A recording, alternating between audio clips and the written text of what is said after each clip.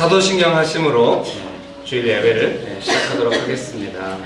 전능하사 천지를 만드신 하나님 아버지를 내가 믿사오며 그의 아들 우리 주 예수 그리스도를 믿사오니 이는 성령으로 잉태하사 동정녀 마리아에게 나시고 본디오 빌라도에게 고난을 받으사 십자가에 못 박혀 죽으시고 장사한 지 사흘 만에 죽은 자 가운데서 다시 살아나시며 하늘에 오르사 전능하신 하나님 우편에 앉아 계시다가 저리로서 산자와 죽은 자를 심판하려 오시리라. 성령을 믿사오며 거룩한 공회와 성도가 서로 교통하는 것과 죄를 사하여 주시는 것과 몸이 다시 사는 것과 영원히 사는 것을 믿사옵나이다. 아멘.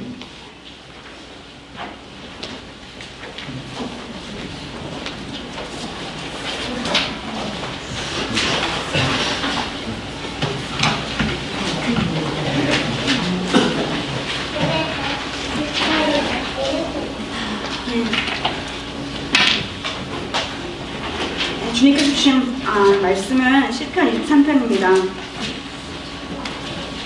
시편 23편입니다.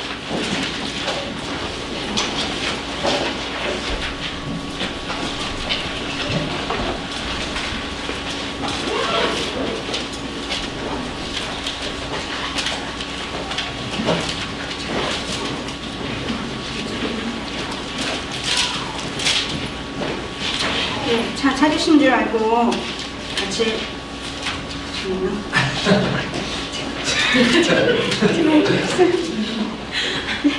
이제 23편 1절부터 4절까지 같이 읽으시겠습니다. 시작. 여호와는 나의 목자시니 내가 부족함이 없으리로다. 그가 나를 푸른 초장에 이루시며 쉴만한 물가로 인도하시는도다. 내 영혼을 소생시키시고 자기 이름을 위하여 그의 길로 인도하시는도다. 내가 사망의 음침한 골짜기로 다닐지라도 해를 두려워하지 않을 것은 주께서 나와 함께 하시니라. 주의 지팡이와 막대기와 나를 안위하시나이다. 아멘.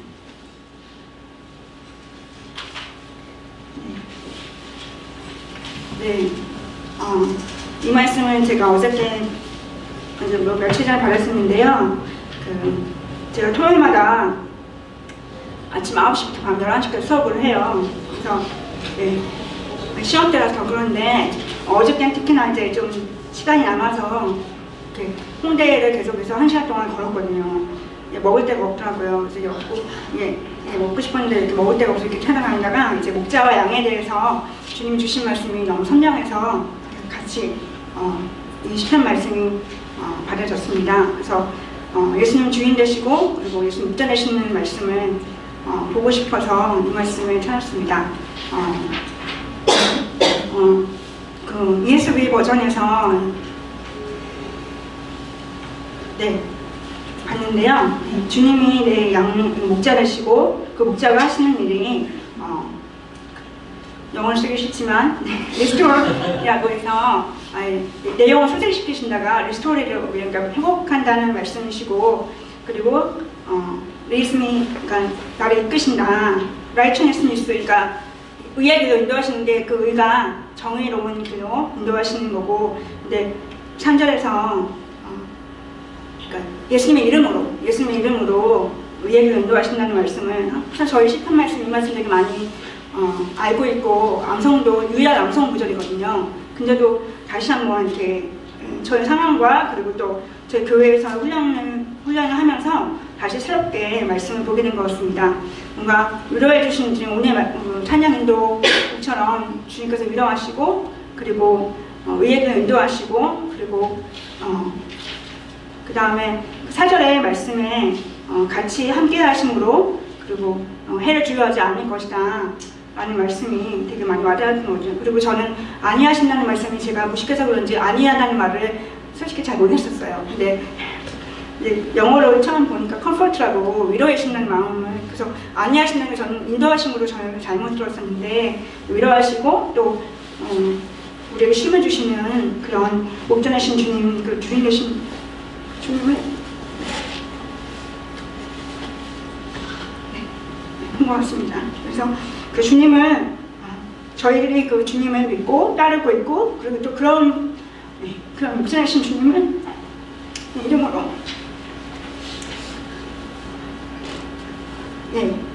이 자리를 모았습니다. 네. 그래서 저희들에게 사역할 때도 그리고 영혼을 돌볼 때도 마찬가지로 주님이 하신 그대로 하면 될 것 같아요. 그래서 그게 힘들고 교회에서 또 직장에서 가정에서 자유롭게 그 사랑을 누리면서 영혼을 위해서 향해서 가지는 마음이 좀 힘들고 제 자신 자체가 두렵고 불안하고 시험이 너무 많이 노출되어 있고 할지라도 예수님의 그 아까 말씀하신 시편 말씀 그대로 주님의 이름으로 예수님 이름으로 예수님 닮아가게 저희들이 주자처럼 살아가면 충분히 그렇게 되리라 믿습니다. 네. 그런 주님을 의지하면서 예배드려서 기도하겠습니다. 첫 번째로 기도할 것은 그 우리를 그렇게 위로하시고 사랑하시는 목자이신 주님을 따라서 기쁨으로 주를 의지하며 이 자리 예배를 위해서 기도하겠습니다. 기도하시겠습니다. 오신 예수님, 우리를 인도하여 주시고 우리의 선한 목자 되신 예수님을 찬양합니다. 오늘 예배를 받아주시고 인도하셔서 예수님을 따라서 푸른 초장으로 인도 안위해 주시는 우리 예수님을 만나는 예배가 되도록 주님의 예배를 축복하시고 예배 가운데 임재하시고 역사하여 주시옵소서.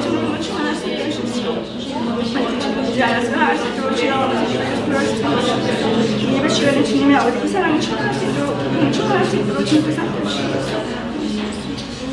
두 번째로는 이렇게 사랑하시는 주님은 그 사랑 그대로 저희도 우리 마음 온전히 드리고 주님께 사랑한다 고백하면서 성령 충만하게 달라고 그리고 주님께 영광 돌리는 예배 되게 해달라고 아버지 예배를 위해서 영광 돌리면서 기도하겠습니다. 기도하시겠습니다. 주님 말씀하셨습니다. 아버지 하나님께서 감사합니다.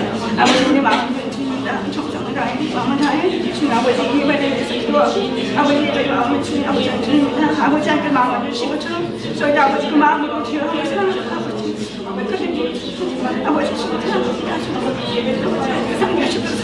아버지 주님 도와주시옵소서. 저희 아버지의 모든 것을 주님의 주의 말씀을 주십시오. 아버지 하나님 도와주시옵소서. 아버지 하나님께서 준비하신 주님을 찬양하며 아버지 하나님 집중하면서 아버지 예배에 집중하며 나갈 수 있도록 아버지 예배하는 주님께서 주님을 찬양하며 나갈 수 있도록 주님께서 삼으시옵소서. 마지막으로 오늘 야외 예배관 아버지 두 밴드가 있습니다. 그 야외 예배 그 자리에서도 동일하게 주님 은혜 주시고 아버지 주님 영광만 전할 수 있고 주님 사랑한다고 기쁘게 아버지 찬양 드리는 예배되게 아버지랑 같이 기도하겠습니다. 아버지 주님 야외에 나가서 예배드리는 주님의 밴드 주님은 내려서 해주시고 하나님께서 주시는 즐거운 시간 하나님 의지하고 보호받고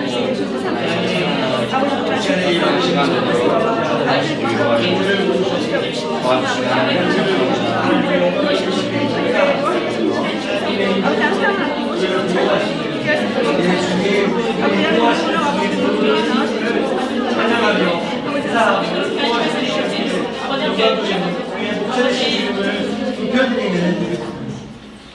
하나님 주님 감사합니다.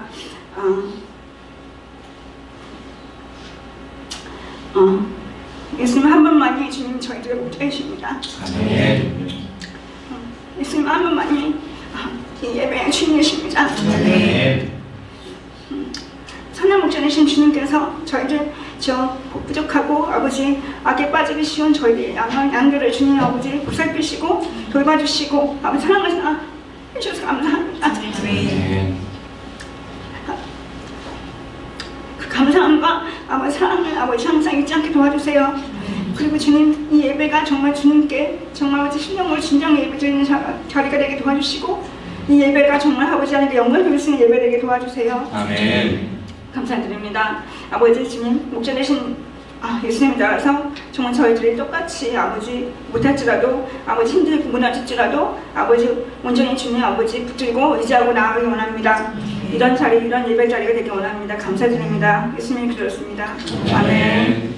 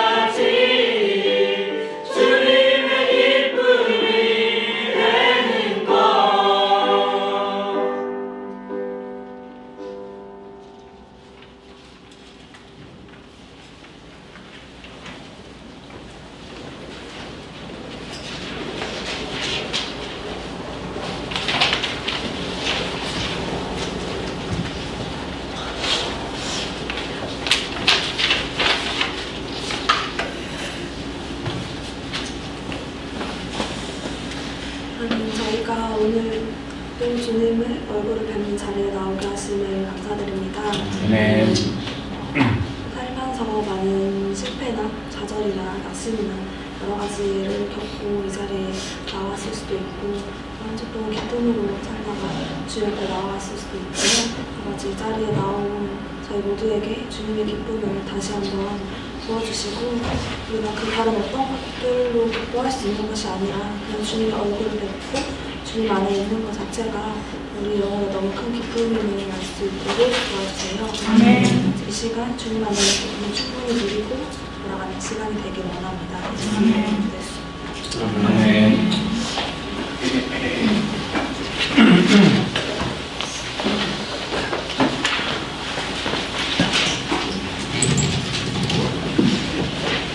네, 성경 말씀 마가복음 10장 13절에서 16절입니다. 마가복음 10장 13절에서 16절 말씀입니다. 마가복음 10장 13절에서 16절 말씀 같이 한번 읽어보시면 좋겠습니다. 마가복음 10장 13절에서 16절 말씀 같이 한번 읽어보시겠습니다.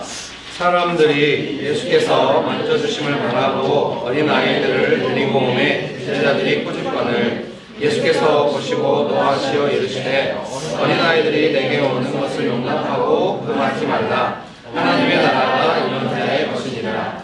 제가 진실로 너희에게 이르노니 누구든지 하나님의 나라를 어린아이와 같이 받들지 않는 자는 결단코 그곳에 들어가지 못하리라 하시고 그 어린아이들을 안고 그들 위에 안수하시고 축복하시니라. 아멘. 좋으신 예수님, 이날 아침에도 저희에게 예배하신 은혜를 베풀어 주셔서 감사합니다. 하나님만을 간절히 의지합니다. 성령 하나님 충만하게 역사하여 주시옵소서. 예수님의 이름으로 기도합니다. 아멘. 네, 설교안을 다 받으셨을 것이라고 생각합니다. 그래서 설교안 첫 번째 소제목으로 하나님의 나라를 어린아이와 같이 받들지 않는 이 본문의 내용 15절에 있죠. 받들지 않는다라고 하는 이 영어로는 receive라고. 예, 영어 못한 사람이 영어 쓰니까 좀 별로입니다. 아까 우리 예배 인도에 대해서 말씀을 나누고 기도로 예배로 이제 우리를 이제 가도록 같이 기도 인도하셨던 우리 차은주 간사님은 영어를 못하시는 분 아닙니다. 중앙대에서 영어 박사학위를 하셨어요. 저는 요새 중앙대가 그렇게 좋은 대학교인 줄 몰랐어요.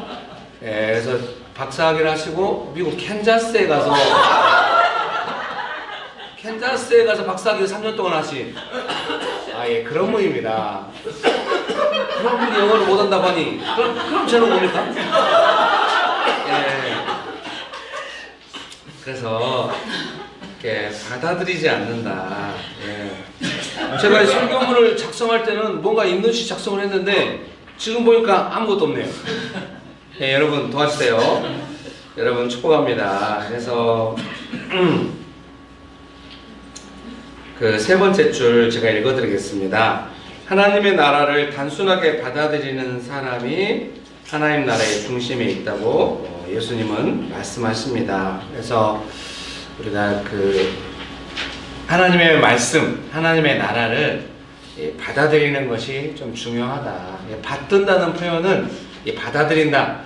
다 이렇게 ESV는 다 이렇게 리시브로 번역하고 있는데요. 누가복음 18장 15절에서 17절 옆에 또 참조하도록 제가 괄호에 해놨잖아요. 한번 보실까요? 누가복음 18장 죄송합니다. 누가복음 18장 15절에서 17절에 보시면은 특별히 17절 같이 한번 읽어보실까요? 누가복음 18장 17절입니다. 같이 읽어보겠습니다. 시작. 내가 진실로 너희에게 이르노니 누구든지 하나님의 나라를 어린아이와 같이 받아들이지 않는 자는 결단코 거기 들어가지 못하리라 하시니라. 받아들인다. 그래서 예수님은 어린아이와 같이 받아들인다 이렇게 또 표현을 하셨어요. 말씀을 하셨습니다. 그래서 이거를 이 받아들인다는 말씀이 너무 좋고 또 마음에 와닿아서 설교문을 준비했습니다만은 막상 설명하려니 설명이 안 되는데요. 예, 사실 이 본문으로 설교 준비하게 된 배경에는 금만 집사님하고 아침 묵상 모임을 한때 이 본문으로 묵상을 이게 본문이 여러 개가 있었는데 그 중에 하나였어요. 근데 이 부분을 많이 나눴거든요. 그랬더니 역시 한계가 있네요. 제가 열심히 기도하고 파고들어서 준비를 해야 되는데 묵상 모임 하다가 얻어걸린 걸로 이렇게 했더니 설명이 안 되네요. 여러분 이게 이제 방송을 타고 유튜브에 나갈 텐데 어떻게 하셨나요? 네. 예, 죄송합니다. 이 부실한 목사 널리 양해와 용서가 있기를 여러분 부탁드립니다. 민호 집사님 좀 웃어주세요. 지금 비웃고 있는 건 아시죠? 네, 여러분 죄송합니다. 아우 또 이름이 여러분 축복합니다. 그래서 뭐라고 표현해야 될까? 좀 어른들은 잘 안 받아들이잖아요. 뭔가 좀 의심하고 살피고 그게 좀 나쁜 건 아닐 수도 있어요. 자기 스스로 점검하고 이런 건 필요합니다. 그런데 진리에 대해서도 예수님의 말씀에 대해서도 내 기준을 따라서 뭔가 막 이렇게 하면은 조금 그런 거예요. 그래서 좀 이렇게 어린아이처럼 이렇게 받아들인다, 기뻐하고 가까이 가려고 하고 예수님 좋아하고 뭐 이런 게 필요한 거죠. 여러분 제가 생각할 때도 어떤 사람이 좀 뭔가 이렇게 살피기 시작하고 이러면 조금 힘들어요. 그 개콘 기억하시죠? 보세요. 물론 요새 저도 안 봅니다만은 옛날에 그 개콘의 코너 중에 그 개그맨이 막 이제 여자친구라고 이제 하는 개콘을 설명해야 돼요. 정말 유머 설명은 오늘 정말 이 분위기 땅으로 들어가게 되는데 이제 그 이성교제하는 두 커플이 나오는데 남자가 막 웃고 이야기하다가 약간 정서가 좀 불안한 남 갑자기 여자를 보면서 너 좀 낯설다 막 이렇게 하는 나주셔서 감사합니다. 역시 김진애 집사님이 일부 예배 드려야 합니다. 받아주는 사람이 있어야 돼요. 제가 약간 관종인 것 같습니다. 그 리더십 밴드에다도 막 글 써놓고 막 누가 반응 안 하면 밑에 댓글에다가 11명이 읽었는데 왜 아무도 반응이 없지? 문제가 많은 목사인 것 같습니다. 뭔 이야기 하다가 잊어버리는지 모르겠는데 여러분 너 낯설다 막 이렇게 하는 것처럼 이성교제할 때 특별히 많이 그러거든요. 방금 만나고 좋아하고 친하다가 사소한 걸로 예민해져 가지고 살피기 시작하고 분위기 막 엉망되고 뭐 이런 거 경험하시길 바래요. 그 부부간에 가족간에도 많이 그러거든요. 가족끼리 뭐 이렇게 외식하러 나갔다가 사소한 것 때문에 분위기 예민해져 가지고 막 어쩜 예배랑 비슷한지 몰라요. 예배도 뭐 사소한 거로 예민해져 가지고 계속 마음이 쉬지 못하고 막 이렇게 살피고 막 이렇게 있거든요. 다 친밀한 관계 안에서 이렇게 행해지는 내용이라 그런 것 같아요. 친밀한 관계 안에서는 그런 게 있는 거죠. 그런데 우리가 예수님을 향하여 이렇게 살피거나 막 그럴 필요가 없어요. 예수님을 향하여 진실하게 나아가서 예수님의 말씀을 받아들이고 예수님과 함께 즐겁게 있고 이런 건 되게 중요합니다. 여러분 그런 은혜가 있게 되시기를 주의 이름으로 축복합니다. 이렇게 친밀한 관계 안에서 이성교제나 친한 친구들 사이에서도 또 직장 안에서도 한때 친했다가 어느 순간 살피기 시작하면 여러분 아직 여러분께서 그 뭔가 살피기 시작하는 그 느낌에 대해서 고통을 못 느끼도 있을 수도 있습니다. 그러나 제가 어느 순간 제 스스로의 삶을 돌아보니 좀 살핀다고 하는 것은 본인 스스로에게도 고통이 됩니다. 누군가 여러분을 살피면 고통이 되잖아요. 내가 살피는 것도 고통이 되는 거예요. 나 자신에게도. 그래서 살피는 거는 안 좋아요. 특별히 예수님 앞에서 그런 걸 살피기 시작하면 너무 괴로워져요. 근데 그걸 못 느끼죠, 사람이. 너무 살피는 거 익숙하니까. 본능적으로 살피고 방어하고 신뢰 안 하고 막 이렇게 가니까.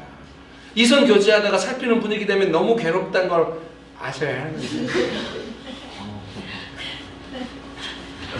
앞에 계신 형제님이 너 낯설다 이런 느낌이 있거든요. 그건 고통이에요, 고통. 여러분 살피면 안 돼. 이렇게 좋아했으면 같이 마음을 열고 좋아하고 이렇게 해야 합니다. 또 막 일부러 살펴가지고 고통을 주려고 하는 건 너무 마음 아픈 일입니다. 여러분 그렇게 나 너 살피고 있다 막 이런 거 안 해요. 제가 어디 강의하러 가서도 살피는 분위기가 있으면 강의가 길을 못 펴요. 네, 이렇게 어떤 강사를 죽이려면 간단해요. 설교자 죽이려면 살피면 돼. 아 내가 네 말을 살필 거야. 이러면은 강의 이상하게 왜냐면 그 분위기에 영향을 주는 것 같아요. 이렇게 은혜롭고 마음이 열려있고 따뜻하고 받아들이고 싶고 막 이래도 사실은 설교가 잘 될지 안 될지 모르겠어요. 부실하기 때문에. 근데 거기서 한두 사람이 살핀다 이러면 끝난 거죠. 이제. 끝나는 거예요. 그러면 이제 그 살피는 사람을 설득하는 식으로 설교해야 되는데 나이가 먹었는지 지쳐가지고 안 하게 돼요. 저도 위축돼가지고 대충 하고 오게 돼요.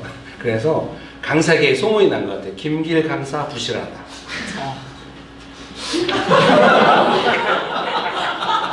요즘 아내가 인상 씁니다. 왜 돈 안 벌어오냐고. 그러니까 강의도 나가기 싫어지는 거예요. 자꾸 막 살피는 게 너무 많으니까. 좀 그런 게 이제 싫어지는. 나도 남을 안 살피고 싶고 남이 나를 살피는 것에 대해서 굳이 설득해가지고 안 살피게 만들고 싶지도 않은 거예요. 나이가 먹어서 그런 것 같아요. 그래서 제가 예수님을 향하여 어떤 마음으로 있는가를 더 자세히 스스로 돌아보게 되는 거예요. 여러분 나 자신을 방어하면서 보호하면서 남을 살피고 이런 거는 좋은 거 아니에요. 왜냐면 그렇게 하면 예수님께도 그렇게 마음이 나가기 때문에. 마음은 하나거든요. 내가 다른 사람한테는 그렇게 하지만 예수님께는 안 그런다. 그러기 쉽지 않아요. 마음을 그렇게 쓰니까. 그러니까 뭐 특별히 내가 막 의심이 많았고 살피겠어요. 그거 아니라 어떤 특정 상황 되거나 내 마음이 거기에 반응하면 그렇게 딱 마음이 가거든요. 뭐 신앙이라고 안 그러겠어요. 그런 상황 오면 마음이 이렇게 갈 수가 있는 거죠. 그래서 가장 먼저 예수님 앞에서 예수님은 진리시고 우리가 믿고 따르니까 예수님을 향하여 살피지 않고 받아들이려고 하고 이러면은 다른 사람을 향하여서도 그렇게 되는 줄 믿습니다. 사실 이게 힘들어요. 그렇게 하기가. 오늘은 제가 설교가 영 안 되고 있기 때문에 어떤 예를 들어도 더 안 될 가만히 못 봐요. 저는 이걸 유머로 받아줄 줄 알았어요. 다 같이 눈동자 건드리면서 그래 여러분 도와주세요. 제가 자주 듣는 예 중에 하나인데요. 그 세종대왕이라고. 그 아버지 태종 이방원이 되게 무서운 왕이잖아요. 그래서 그 세종의 장인어른을 죽였어요.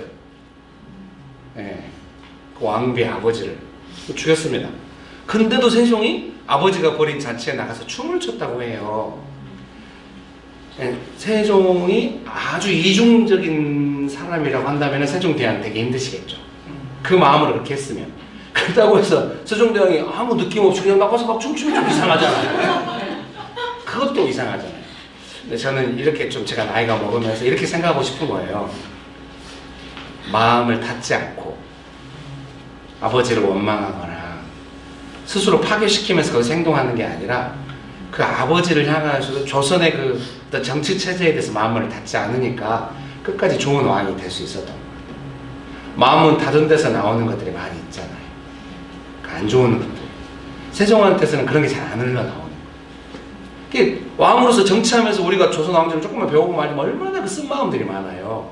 세종에게는 그것이 안 흘러나오는 거예요. 왜? 본인이 그렇게 하니까. 정말 그런 사람은 500년에 한 명 나옵니다. 그게 문제야. 우리는 세종이 아닌 거죠. 그래. 다들 감동해서 듣고 있다. 아, 아니네. 세종 아닌데? 여러분, 이런 거는. 그럼 우리는 뭐냐? 성령의 역사하심을, 이렇게 은혜를 받아가지고 사는 사람이니까 세종보다 훨씬 좋은 조건에 우리가 있어요. 예수님 믿는 사람들에게 성령께서 역사하셔서 우리의 마음을 만져주시고, 예수님을 향하여 마음을 정하게 하시고, 때로 살피려고 해도 우리의 마음을 만지고, 여러분도 그런 경우 있죠?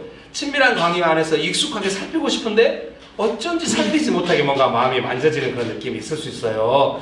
저도 예수님 잘 믿고 인격적으로 만나고 막 열심히 신앙생활 하면서 가장 많이 나타나는 특징 중에 하나가 뭐냐면 내 마음을 내 마음대로 쓰기 어려워졌다는 거예요.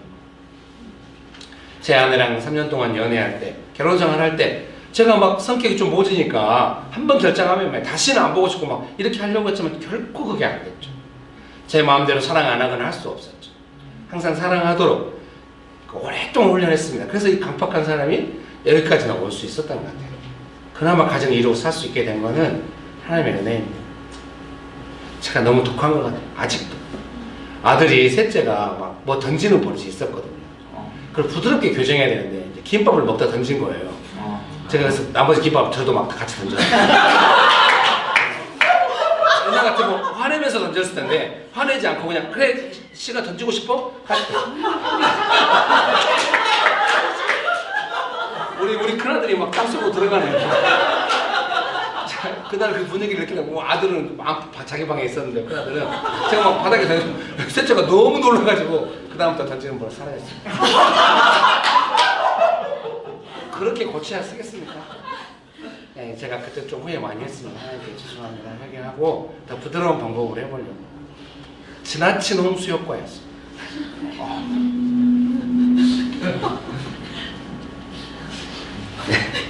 그래서 김밥 한 줄 버렸습니다. 버릇을 고치는데 다들 집사님들이 왜 그랬어? 여러분, 여러분의 삶을 자세히 돌아봐요. 여러분도 다 그런 부분이 있어요. 네? 자기 잊어버리고 자기를 판단하지 마시고 또 마음은 다치려고 한다. 여러분, 네, 감사합니다. 그 밑에 설교한 1번에 누가복음 본문에 관주 성경에는 받아들이다는 표현의 참조 구절로 야고보서 1장 21절을 표시해 뒀습니다. 그래서 제가 야고보서 1장 21절을 제가 이렇게 옮겨놨습니다. 같이 한번 읽어보실까요? 시작! 그러므로 모든 더러운 것과 넘치는 악을 버리고 너희의 영혼을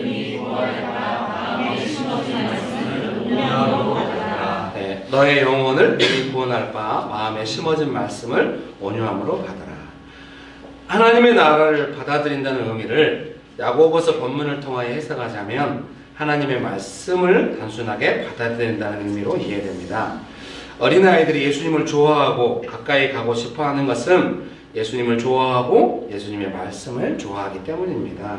단순하게 예수님을 좋아하고 예수님의 말씀을 받아들이는 것이 모든 더러운 것과 넘치는 악을 버리고 영혼을 구원하는 데 중요합니다. 이렇게 야고보서 말씀으로 제가 해석을 했습니다. 사랑하는 성도님 여러분, 우리가 뭔가 악을 버리고 싶다고 한다면 욕심이 잉태한 즉 죄를 낳기 때문에 내 마음이 뭔가 내 욕심대로 가지 않고 살피고 의심하고 방어하고 막 내 욕심껏 하고 그렇게 가는 것이 아니라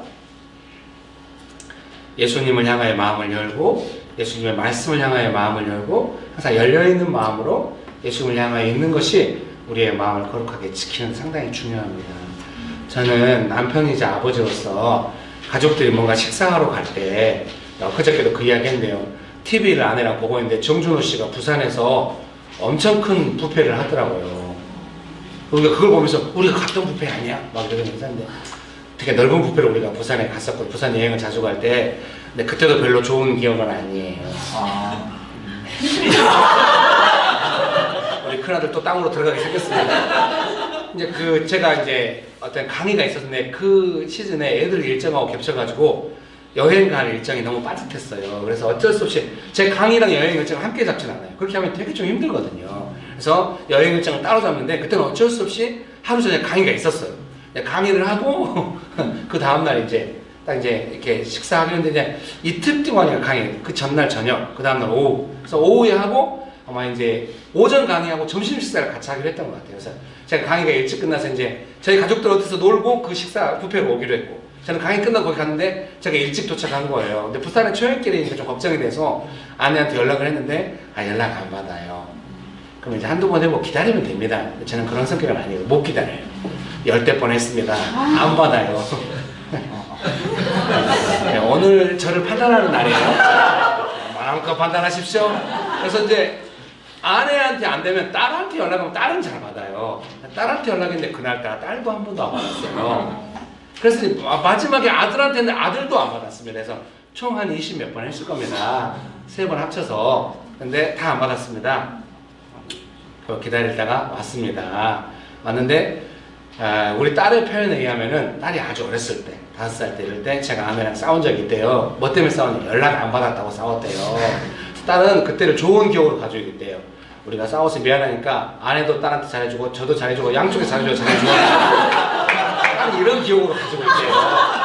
어쨌든 그런 경험이 제가 있으니까 그날은 또 제가 이제 미리 준비하고 왔을 겁니까? 뭔가 방해가 있을 수도 있다. 강의도 하고 뭐 이랬기 때문에 그래서 더 조심해야 한다 싶었는데 연락이 안 되니까 느끼고 있었죠. 이게 한두 번 연락이 안 되면 지금 같으면은 아 좀 느낌이 그렇구나. 안 받을 수 있겠다. 연락하지 말아야지. 기다리면 된다. 어떻게 보면 어때? 이렇게 할 수 있는데 그때는 몇 년 전이라 그때 그렇게까지 제가 성숙하지 못했거든요. 그래서 연락을 했고 이미 할 때 마음이 이제 어려워진 거죠.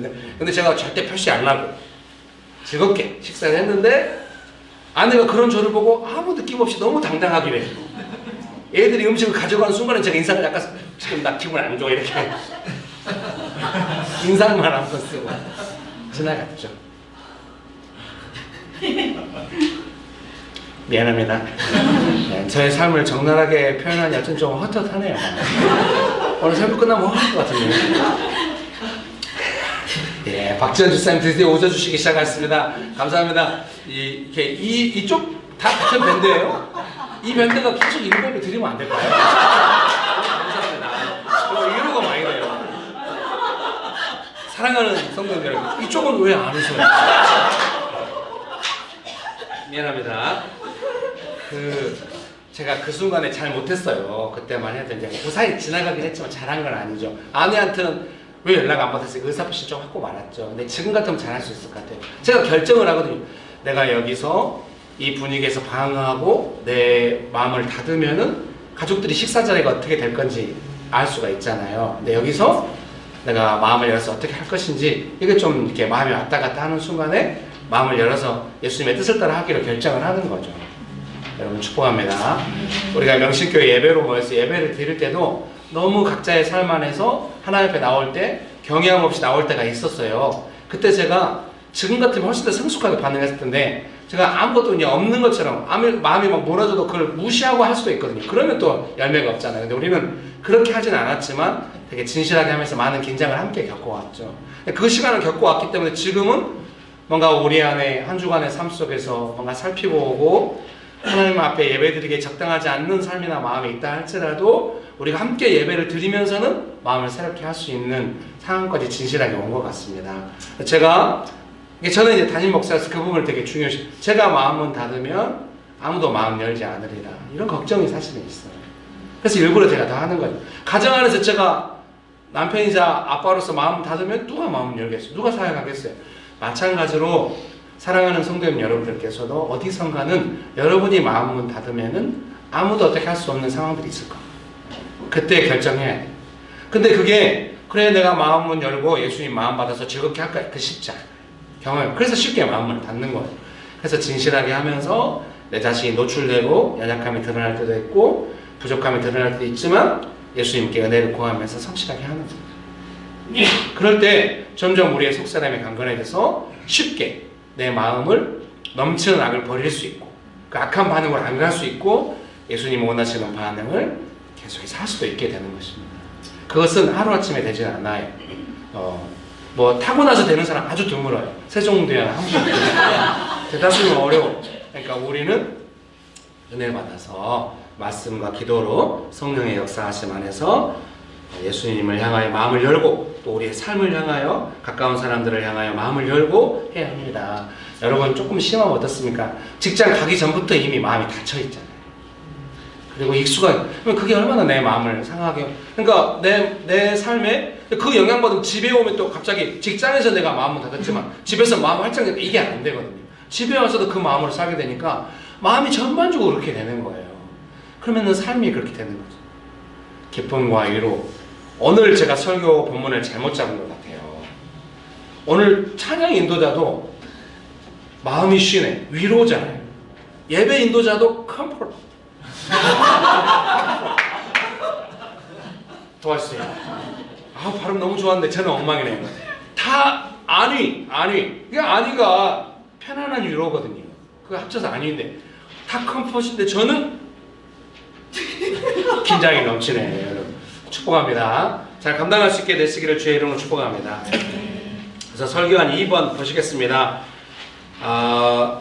이거는 이제 아이들과 나 사이에 끼어서 방해하지 마라 이 말씀인데 이거는 메시지 성경을 우리가 묵상을 하거든요. 그래서 그 본문을, 메시지 성경 본문을 소제목으로 옮겨놓았어요. 제가 읽어드리겠습니다. 아이들이 예수님께 오는 것을 용납하고 금하지 말라 라고 하는 이 개혁성경의 표현을 메시지 성경은 이렇게 표현하신 거예요. 유진 피터슨 목사님 번역하실 때 아이들과 나 사이에 끼어서 방해하지 마라. 옆에 딱 영어로 Don't ever get. 너무 어려워요.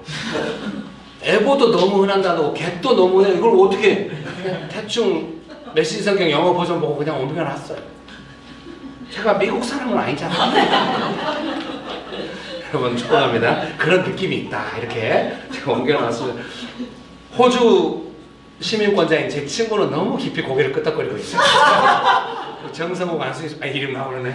안수희 사께서는 따뜻하게 감사합니다. 저는 참 이 느낌이 에고, 뭐 느낌이 하나도 없어요. 근데 번역할 때는, 한국말로 번역할 때는 아이들과 나 사이에 끼어서 방해하지 마라.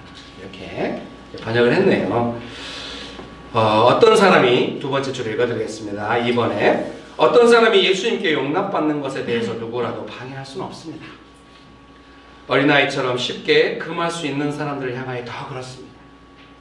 그러니까 어린아이들 누가 방해한다고 해서 그거를 어떻게 할 수는 없어요. 어른들은 방해하지 마 이럴 수 있겠지만, 그러니까 더 그런 사람들 향한 예수님의 용납이 있고, 그래서 우리는 방해할 수는 없습니다. 주인은 예수님이십니다. 누구라도 중간에 그런 권한을 가진 사람은 없습니다. 눈치 주거나 가로막거나 해서는 안 됩니다. 누구든지 자유롭게 예수님께 가도록 방해하지 말아야 합니다. 예수님께서 어떤 사람을 가까이 하시고 용납하시고 좋아하시고 함께 하시는 것은 예수님의 권한입니다.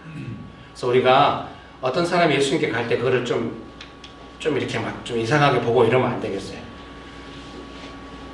우리 초등학교 때도 막 별나 선생님하고 친하면 그 친구 눈치 주잖아요. 엄마라도 한번 학교 오면은 막 소문 돌아가지고 눈치 주고 막 이럴 수 있잖아요. 저도 그런 아이였던 것 같아요. 그래서 한국 사회 안에 좀 만연한 것 같아요. 어떤 사람이 막 사장님하고 친하면 눈치 주잖아요. 사실 나도 친하고 싶은데. 교회에서 요즘 힘드네요. 뭔가 제가 처신을 잘못하고 있는지. 우리가 뭐 둥글게 모여 앉아서 뭔가 모임을 하면 제 옆에는 안 하는데. 힘드네요. 저희 교회도 이렇게 처음에 앉을 때 이제 사람들이 제 옆에 서면서 잘 모르고 안 올려고 하잖아요. 또 이제 교회들도 잘 가까이 뭐 이렇게 뭐 담임 목사하고 친하고 이런 느낌 했으면 좋겠지만 이럴 수도 있게. 원래 안 친하고 싶은 건데 뭐. 잘 안 오는데 그러다 보니까 어때요? 저랑 친한 이제 동생들이 옆에 와서 앉잖아요. 교회에 이제 개척한 헌신된 사람들 같이 개척. 그러니까 이제 거기가 약간 뭔가 이렇게 좀 세통화되는 거예요. 약간 이렇게 약간 이너서클 같이 되고 이래서 동생들한테 조용히 저리 가라고. 저리 가서 앉으라고. 그래서 동생들 피해서 막 앉고 이랬더니 이제 아무도 안 오고.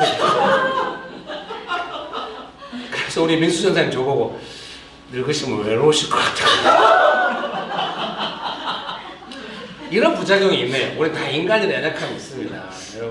여러분도 뭔가 뭐 앉아서 저랑 옆에 앉아서 뭔가 하면 좀 부담스러우신가 봐요. 사실은 저도 부담스러워요. 이제야 말로 바른 말이지만 오늘 이제 설교의 결론이 뭐예요? 이제 같이 끝내자는 거예요. 여러분 축복합니다. 근데 우리가 눈치 주면 안 되겠어요. 어떤 사람이 교회 안에서도 자유롭게 예수님께 갈 수 있게 잘 구분해야 돼요. 내가 이거 혹시 눈치 주고 있는 건가? 예수님께 가야 되는 것에 대해서 내가 지금 혹시 방해하는 건 아닐까? 너무 조심하지 말되 좀 잘 살펴가지고 좀 되면 좋겠습니다. 여러분 그런 은혜가 있게 되시기를 주의 이름으로 축복합니다. 예수님의 권한이시기 때문에 우리는 끼어들어서는 안 됩니다. 예수님께서 하지 말라고 하시니까요. 설교한 2번의 세 번째 단락 읽어드리도록 하겠습니다. 예수님은 단순하게 예수님의 말씀을 받아들이는가 하는 것이 중요한 것 같습니다. 제자들은 예수님의 기준을 잘 알지 못했습니다. 자신들의 기준으로 아이들을 막았습니다. 하나님 나라에 방해가 되지 않으려면 하나님 나라의 기준을 알아야 하겠습니다. 그래서 우리가 잘 하면 좋겠습니다. 3번 하나님의 나라가 이런 자의 것이니라. 하나님의 나라는 사람의 권한에 대한 나라가 아닙니다. 누가 막을 수 있고 막 이런 권한이 세워진 나라가 아니에요. 그냥 친밀하게 어린아이들이 예수님을 좋아하는 나라인 줄 믿습니다. 예수님의 말씀을 단순하게 받아들이는 나라입니다. 세상은 권한을 가진 사람들의 나라입니다. 하나님의 나라는 권한이 없는 사람들일수록 더 중심에 있습니다. 고난은 하나님의 나라에서 방해되는 것일 수도 있습니다. 하나님의 나라는 예수님과 예수님께서 용납하신 사람들 사이에 끼어들 수 없는 나라입니다. 무엇이든 그것은 다 방해가 됩니다. 예수님께서 단순하게 말씀을 받아들이는 사람들을 좋아하시고 안아주시고 기도해 주시고 축복해 주시는 나라입니다. 여러분, 우리도 그런 나라에서 제자들처럼 약간, 물론 제자들이 훌륭합니다만 이 순간에는 좀 예수님께서 화내시고 하지 말라고 하셨어요. 우리도 제자들 같이 할 필요는 없다고 생각해요. 어린아이들처럼 했으면 좋겠습니다. 저도 그렇게 되고 싶습니다. 기꺼이 예수님께 가서 안기고 싶고 조건 없이 예수님 말씀 받고 싶고 예수님을 따르고 싶지, 뭔가 권한으로 접근하고 전혀 그렇게 하고 싶지 않습니다. 조금이라도는 그런 사람이 되고 싶지 않습니다. 교회 안에서도 그런 느낌이 있을 땐 제가 많이 피하는 것 같습니다. 사랑하는 형제님 자매님 여러분, 오늘 이 설교를 통해 뭔가 좀 개념이 생겼다고 한다면은 제자들이 눈에 보이게 써있는 것이 아니니까 거의 본능적으로 이렇게 한 것일 수 있어요. 우리는 예수님의 말씀을 귀담아 깊이 듣고 마음을 열어서 듣고 어떤 상황이 왔을 때 눈에 보이거나 어디 써있지 않아도 잘 적용을 해가지고 하나님의 나라에 좀 적합한 그런 백성으로 살아갔으면 좋겠습니다.